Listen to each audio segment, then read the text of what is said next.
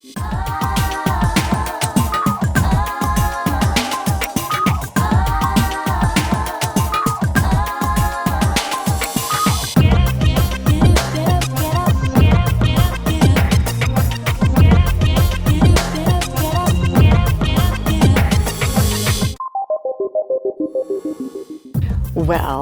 in the summer of 2009, I took my first exotic class. I actually started with more floor work and like twerking and more like sensual movement, and that went okay. So I thought I would try pole. It was terrifying and exciting all at the same time.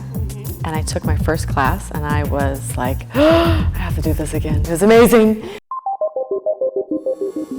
So I originally started, or my career was in sign language interpreting. I worked in the school system.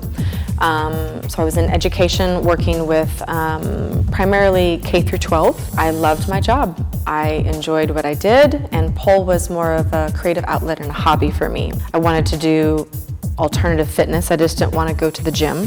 Started competing and was living this dual life, and then became an international pole competitor, and then this dynamic sort of switched.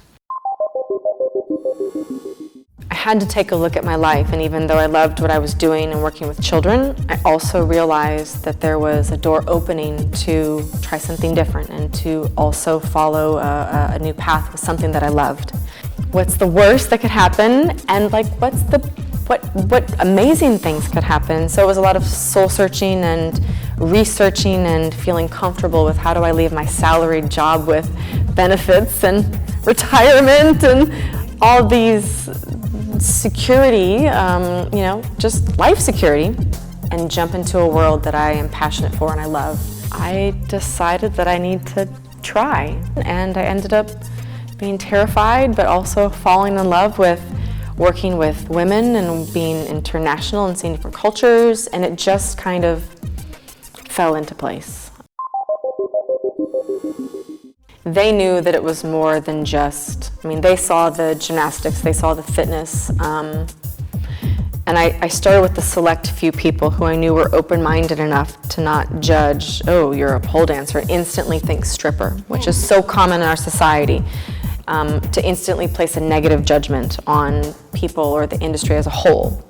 But you do have to sort of ease them into what we do. But it is becoming more mainstream now, and 8 years later, it's more well-known than it was. And we're making huge strides and becoming more public and more accepted.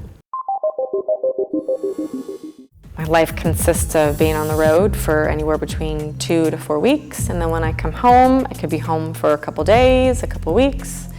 So there's always this fine line between being home and being the person who cleans around the house and cooks and plays with her cats and does some gardening, and there's that balance, and then there's the, okay, I'm an instructor, so I need to prepare, I need to keep active, I need to create new moves and create new transitions and explore new things that I can share with people.